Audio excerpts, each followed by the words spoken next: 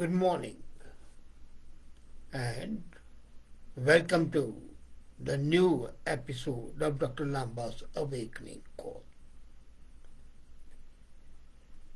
If you recollect, it was 10th of April 1973 and Pakistan's parliament approved its constitution. A few years passed. Year was 2022 this year, 10th of April, and Pakistan Parliament passed the opposition's no trust, no confidence motion against Prime Minister Imran Khan with 174 members in 342 strong House voting in favor of resolution, and history was created. Although no Prime Minister till today in 75 years has completed a complete term of 5 years, but this is the first time that the Prime Minister had to quit because of no confidence. Now, Pakistan is 220 million people, has a very strategic geopolitical situation, having international border with 6 countries.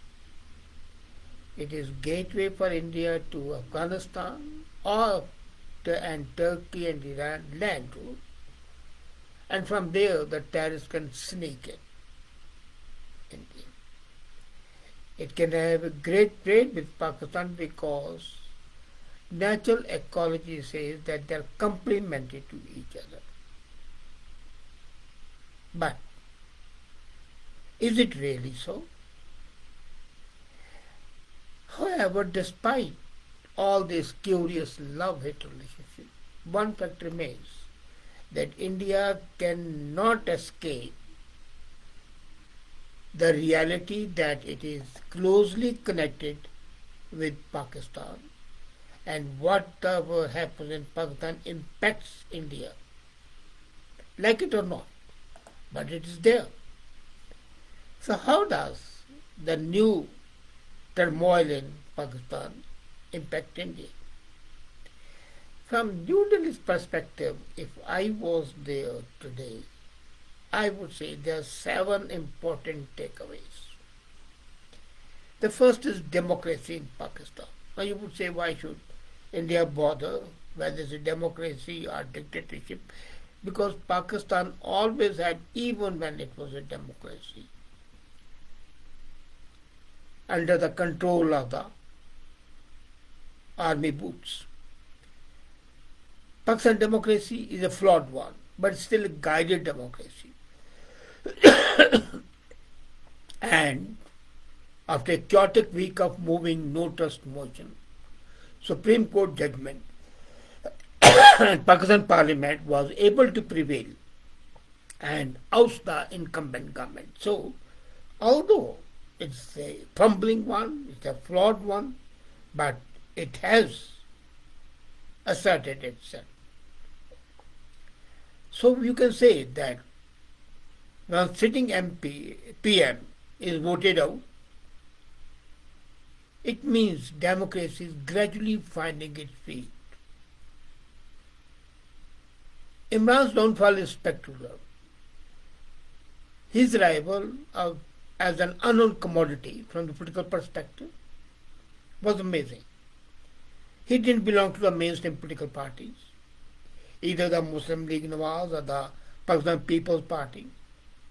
But he held a promise, which meant he did not carry an historical baggage. But that proved to be a mirage.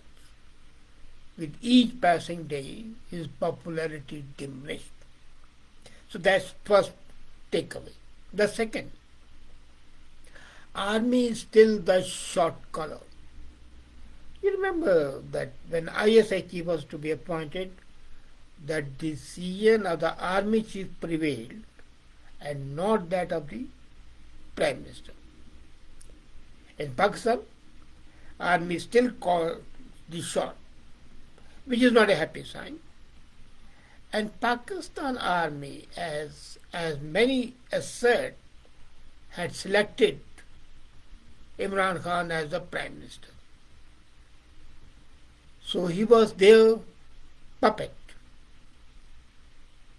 And when he became a baggage, he was dumped unceremoniously, unwrapped, unhonored, unsung. So India has to realize that no political leader can survive in Pakistan without the support of Pakistan army, and that is why when the foreign diplomats visit Pakistan or the leaders, while they meet as per protocol the Prime Minister and the President, but they make it a point to meet the army chief as well.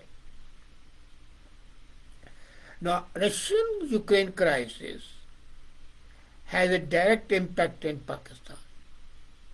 Imran Khan, by going to Russia at the time of Russian invasion, naturally invited wrath, and eyebrows were raised across the world for this diplomatic naivete. This did not go well with the USA, which reportedly asked him not to go to Moscow.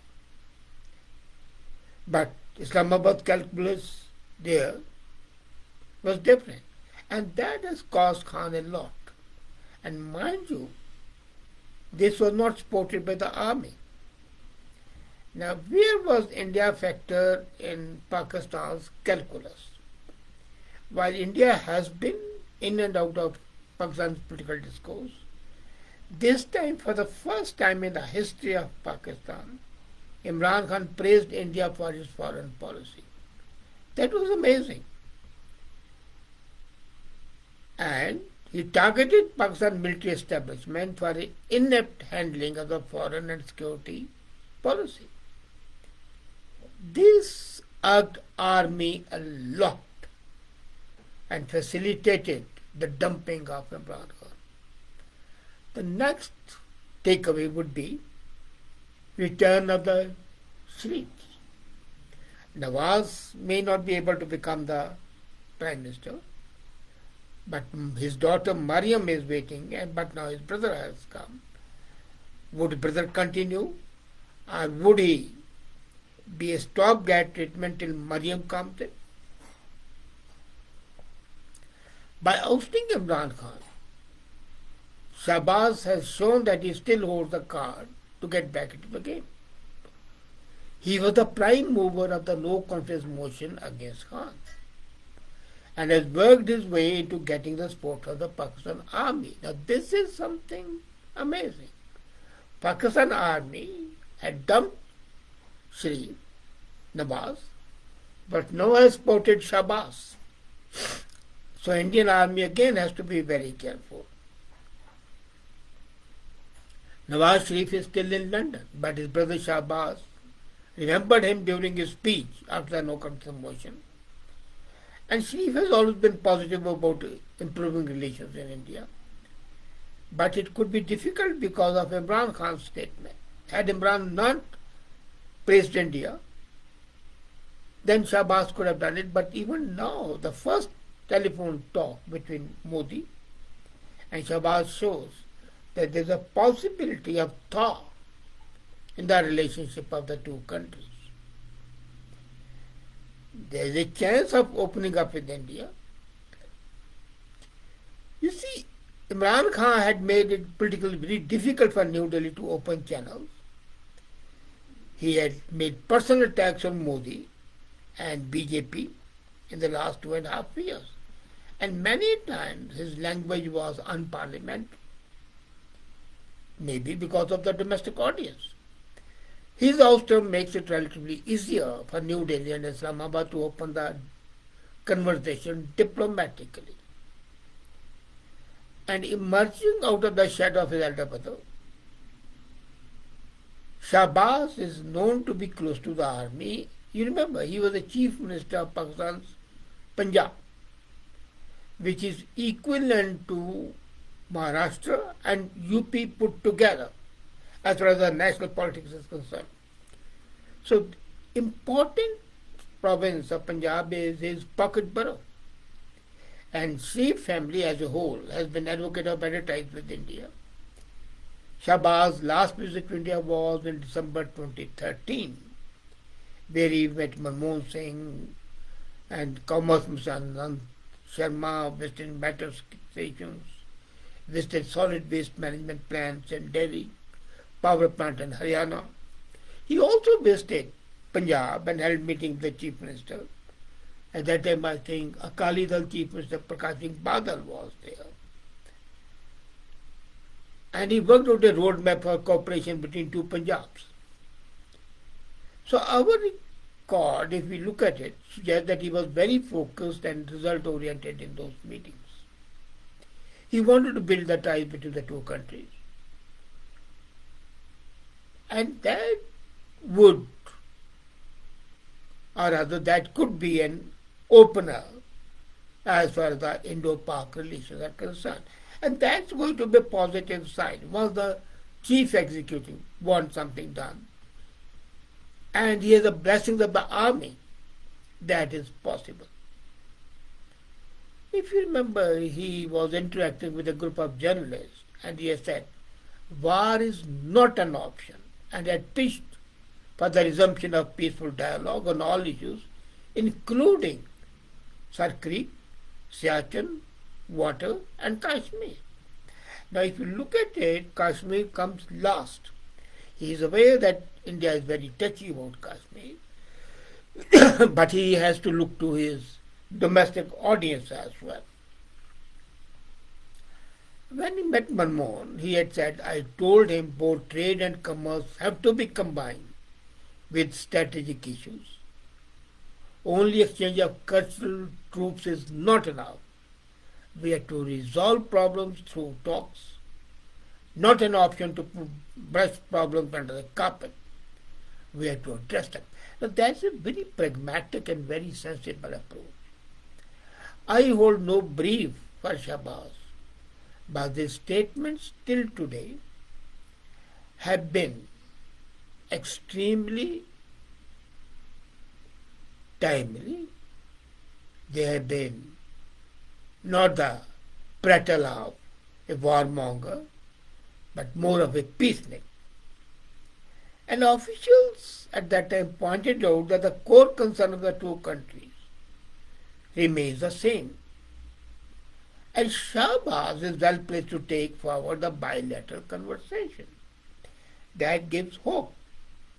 Better trade ties with India could provide much needed boost to Pakistan economy. Today Pakistan economy is in a horrible shape. And it needs some improvement, and there can be no better hope than India. And known to be focused on infrastructure projects, he is credited with roads, bridges, flyovers and transport projects in Punjab. And he must be keen to deliver before the next election in 2023. So next is going to be election. If he can deliver good infrastructure, if he can help improve the economy and trade, and let me tell you, whatever the politicians might say and whatever people might say, majority of the people want peace. They want good relations. And election needs the support of such people. Not only the mob, but the people who are concerned with their day-to-day life. The former Prime Minister Nawaz Sharif is believed to have handpicked Bajwa for his pro-democratic views. So Kumar Javed Bajwa, the present chief, is in fact the appointee of Sharif. And he is known to be liked by the military. The military doesn't hate him. And Pakistan army has repeatedly tried to find him and support him from the Prime Minister's post in the past. So Shahbaz may find an ally in Bajwa, and if army and the political leadership combines, that is something positive. There are some green shoots, otherwise very, very, as I said, love-hate relationship of India and Pakistan. They have to be adhered to. For the ceasefire as agreed in February last year, it has been adhered to largely. There have been some incidents, but by and large, that ceasefire has not been violated much. This builds confidence that the understanding at the highest political level and the military level, as well as the ground level, has been observed. Then secondly, the situation in Afghanistan and India's humanitarian help, wheat being transported through Pakistan, has shown that there is scope for cooperation, although for limited purposes. Agreed, it's not a major one, but there is scope. The major irritation was caused by the abrogation of Article 370. And that prompted Imran to use abusive language.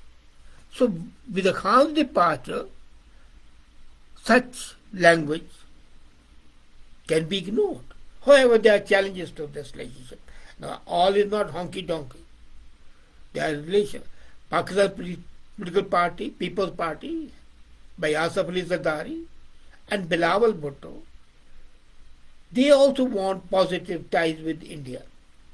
So it may be difficult for Sharif and Bhutto Zardaris to open up diplomatic dialogue in view of India's position on Kashmir. And then Pakistan sponsored terrorism. How is the political leadership going to tackle that? Zardari's ambition for his son Bilawal will also pose a challenge for Shahbaz. With Khan's exit, the two political levels, Sharif and Bhutto, will be contesting the prime spot, the next election. So, PTI will oppose the ruling coalition's every move. Now, while New Delhi has been in and out of Islamabad's political discourse, Khan praised India when he was leaving. But he was not in fact praising India, he was in fact targeting Pakistan military establishment.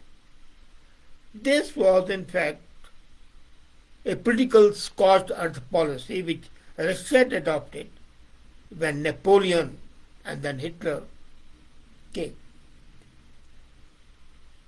Shahbaz may be in the driver's seat for now, but the leadership is not over. Here apparent, Mariam is ready. What has really happened is that the holier than thou attitude has changed. And Pakistan is heavily indebted, dependent nation. It was known for 3 years. Army, America, Allah. But now it is ABC. Allah, Bajwa, China. And I was quite amused when I read that CPEC, the infrastructure link provided by China, do you know what they call in Pakistan? A friend was talking to me and he said CPC in hushed tones in diplomatic circles and in gym clubs is described as colonization of Pak economically by China. So people are not happy with it. And that opens the door for something positive to emerge. I am not hoping that there shall be a complete effusiveness, but the ice can be broken for the good of the world and good of the people of India.